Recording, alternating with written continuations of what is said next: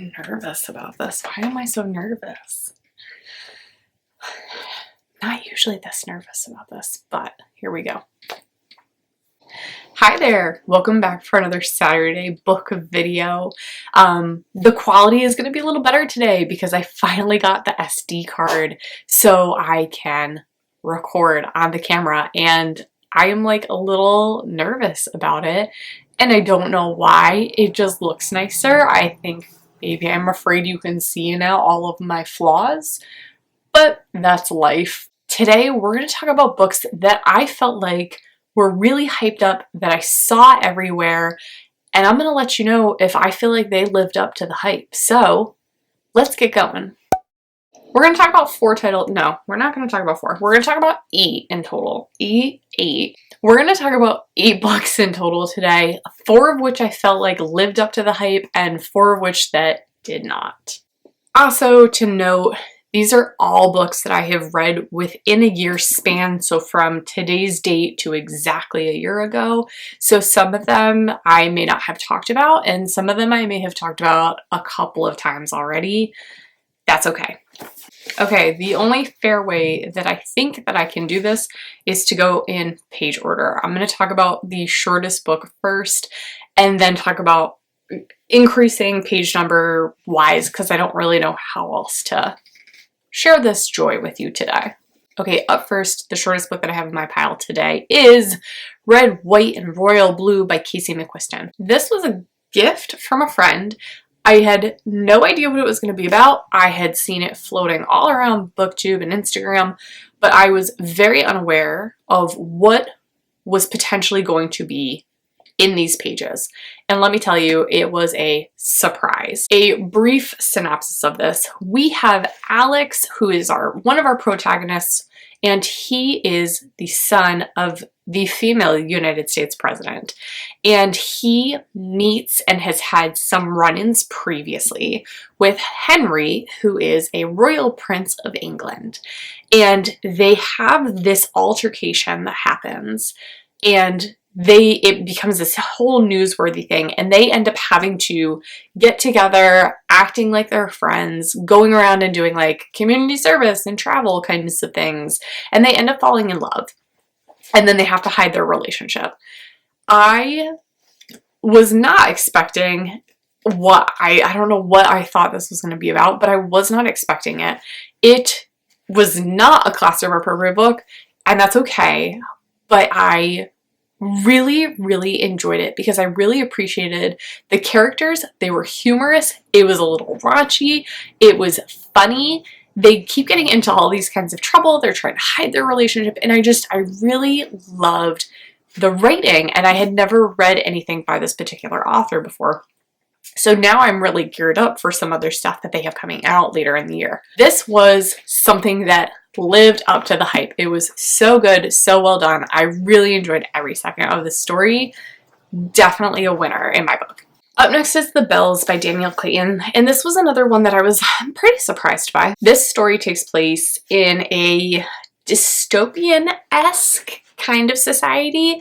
It's presented more of a utopia, but really and truly it's dystopian, kind of Giver vibes-esque. It takes place in Orleans. There's this whole world built around Orleans, and there are the Bells. And when the Bells come of age, they are competing of sorts to be the queen's favorite. Our protagonist, Camilla, wants to be the favorite. Her mother was a favorite, so she has this expectation that she will be the favorite. There's like really no contest, but there is a little contest. She just has this strong ambition and desire to be the queen's favorite. She ends up not being selected for it. Her friend does, but then all of these reports come back that her friend has kind of goofed up. She's no longer the queen's favorite, and the queen demands that Camilla comes and takes her place. While she is there at the palace, she finds out that there is a lot of secrecy going on. There's a lot of hidden nuances and things that she's not entirely comfortable with. Basically, she just realizes that this being the favorite is not all it's cracked up to be, and this book very much sets up for further books. I don't know if they've been published or not, but I felt while reading it that the writing was very lacking, but it felt very forced, especially a lot of the dialogue. The plot just felt kind of subpar. I really am curious if the second or future books are more like, now that you're in the world, there's been all this world building that's happened. I wonder if it is more action adventure kind of, I guess. I just feel like I expected a lot more from it, and it did not fulfill what I was looking for. So this is something that did not, unfortunately, live up to the hype for me. So many long page books that we have to compare. They're like all the same length. Well, I probably should have done this before, but that's fine. Up next is the book we read for February's read, which was an Afrofuturistic book, and that was The City We Became by N.K. Jemisin. And I'm just going to say it right now, this did not live up to the hype for me, and I still am really not sure about my feelings about this book. It was a really interesting concept of this world where there is an alien-esque kind of creature that is coming in, and the cities are being reborn, of a sense. They're like being birthed again. And I love weird stuff, but this at some points was just a little too weird for me. There were some really cool metaphors, though, of like consumerism and economics. And let me give you a summary first. Basically what happens is, as New York City is being birthed, whatever it is, the boroughs are all personified by 5 different people. So there's like this almost earthquake awakening kind of thing that happens. And then each of the 5 boroughs becomes part of a person, and they kind of wake up even though they're already awake, but it's like this acknowledging of what is inside of them. They know that they are the living, breathing borough themselves.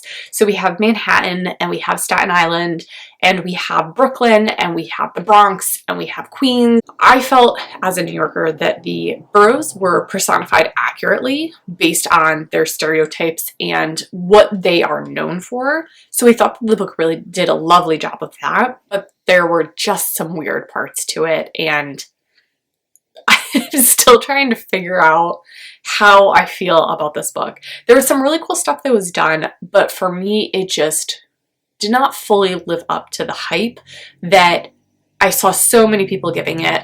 And maybe it's just me, and like Afrofuturistic is kind of a new genre for me, so I need to dabble a little bit more in it to really understand kind of where it's coming from. This was like a solid 3 for me, I think. Up next is a book that I really truly loved. I've talked about it a couple of times. It was The Invisible Life of Addie LaRue.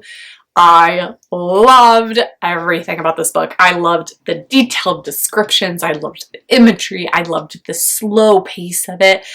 I thoroughly enjoyed this book, and for my first quarter reads, this was actually my top favorite book so far that I have read this year. We'll see if it holds still when we get to the mid-year freak out. In this book, Addie LaRue pretty much sells her soul to a devil-esque kind of creature. He is a shadow. He is just there in existence. And when she becomes immortal, it's great. She gets to live forever. But as soon as she walks away from someone, they forget who she is. So she's able to actually use that to her advantage multiple times throughout the hundreds of years that she's been alive, but she's incredibly lonely. And she does all of this. She sells her soul to get out of a marriage that she doesn't want to be trapped in. She wants to have her independence. She wants to find her own love. She ends up going to a bookstore and goes to take a book because she knows that no one's going to remember her when she walks away. But lo and behold, Henry remembers her, and it spawns this whole conversation of why he's able to remember her. They start a relationship. It's just, oh, the ending of this book wrecked me, and I thought about it for days afterward. I know that some people did say they felt that it was too slow. I really enjoyed it, and I usually don't enjoy slow books like that, but this one just, I loved it, loved it, loved it. I will rave about this forever. It's such an amazing read. This book totally lived up to the hype, in case you couldn't tell. Up next is The Lovely War by Julie Berry, and this was one that I wish had done a little more with it. This is obviously one that did not live up to the hype for me. There are 4 different characters who both males start relationships with both females, if that makes sense. So Hazel and James have a relationship, and Aubrey and Colette have a relationship. Sorry, that was kind of confusing how I said it. But what's really cool about this story is that in the background of the plot is the gods and goddesses who are controlling the story, right? So Aphrodite is telling the story after she gets caught cheating on her husband, and she is put to trial, and she just wants to tell her story of how everything has transpired and her part of it to try to get out of the fact that she was cheating. So the story will bounce between the gods and goddesses, and it will bounce between the real world, of which we are set in World War I, and it is becoming an incredibly heated time in the world. Basically, the story follows these couples as they meet, as they grow their relationships, and how they continue throughout the book. It was a lovely read, no pun intended, but there were definitely points where with Addie LaRue, where it was slow, I didn't mind it. This was too slow for me, and it was hefty on the descriptions, and I think part of it is because it was a historical romance of sorts, and I don't know that that's necessarily a genre for me. There were parts I really enjoyed. There were parts that I was like, come on, we could have said this 5 paragraphs earlier and been done with it. It was good. I don't think I'd ever read it again, but to me, it did not live up to the hype that everyone else felt that it did. So the next book is part of a trilogy. And after reading the first book, I was pretty set that I was either going to love or hate the second book. Everyone raved about the second book, and I could not agree more that it absolutely lived up to the hype. It was so action-packed, but it was Gemina by J. Kristoff and Amy Kaufman. I flew through it. I could not put it down. I found it so much better than the first one, and then when I read the third one was good, but nothing compares to the second book in the series. We have now met new characters. We have Hannah and we have Nick. Hannah is the captain's daughter, where Nick is part of the mob family, and they are on board a ship when all of a sudden the ship is hijacked by a bi-tech assassin team who is there to take out all witnesses. Hannah's dad dies, and it spawns this relationship between her and Nick where they are in it to survive. While all of this is going on, Caddy and Ezra from the first book are actually en route to this ship to try to help them, but Hannah and Nick know that it's going to be too late, so they're trying to save themselves and save as many people as possible. But this book was non-stop with action, with thriller parts. I was on the edge of my seat most of the time reading it, could not put it down. Loved the graphics in it. There were some hard, sad parts. I felt like Obsidio had more heartbreaking parts. It was really, really good. Totally lived up to the hype. That's all I want to say about it. Up next is a book that I was highly anticipating based on other books that I've read from this author, and I'm just going to come out and say it. It did not live up to the hype in any way, shape, or form for me, and that is Crescent City. This one is The House of Earth and Blood. It was so stinking slow. The world building was so intense. It dragged on, and I do want to recognize that I really respect there was a lot of conversation about like mental health and moving on from trauma, but I felt like I didn't look forward to anything until the last 200 pages when things just sped up, but then all of a sudden they also slowed down and like neatly tied together. Having read many other Sarah J. Maas books, I was incredibly disappointed by this. I hope that the second book is better, but I'm also hesitating on even reading the second book. I'm also like a person that unless I hate a book, I will probably finish the series anyway, just because I'm curious to see what the author will do. Also, I have heard numerous rumors about what could potentially be in the second book, and I am curious about that enough that I will probably read the second book. In this book, Bryce Quinlan is introduced as party girl. She's out, she's clubbing, she's drinking, she's doing drugs, she's all over the place. Like, that is her life, is she goes to work and then she parties, and then she goes to work and she parties, and she does this with her best friend.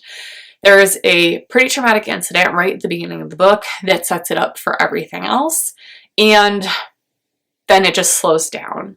And it's a lot of conversation, and it's a lot of we go here and we do that. Ends up with a bodyguard. His name is Hunt, and he is supposed to look after her because they think that her life is still in danger. And that's it until there's a lot of action closer to the end. So this did not live up to the hype for me. But on the other hand, a Sarah J. Maas book that did live up to the hype for me was A Court of Silver Flames. You know how I feel about this cover. I think it's ugly as sin. However, the words inside this book, it was everything that I was hoping it would be, because A Court of Starlight and Flames was just kind of eh. And this did so much. This is all from Nesta's perspective. I've talked about this a couple of times, I think already too. It is all about how she is building herself back up, how she uses Cassian to help her. They start a relationship. As Nesta and Cassian are kind of forming this relationship, they're also recovering from the war with Hybern, but knowing that the queens still are controlling some kind of game in the background. They're trying to figure out what's happening there. It is very adult compared to the other books, but it made up for everything that Crescent City didn't have for me, so that was good. There is one part of this that I really didn't care for, and it was more to do with Feyre and Rhys, and they just annoyed the hell out of me in this book. I really became Team Nesta, where Feyre and Rhys were like, they were good for me in the other books, and now I'm like not a fan of them anymore because I saw them from somebody else's point of view. So this really fully lived up to the hype. I enjoyed it. It is a monster of a book. It is the longest book that I have to talk about today. Okay, so these are just some of the books that I have read over the course of the year.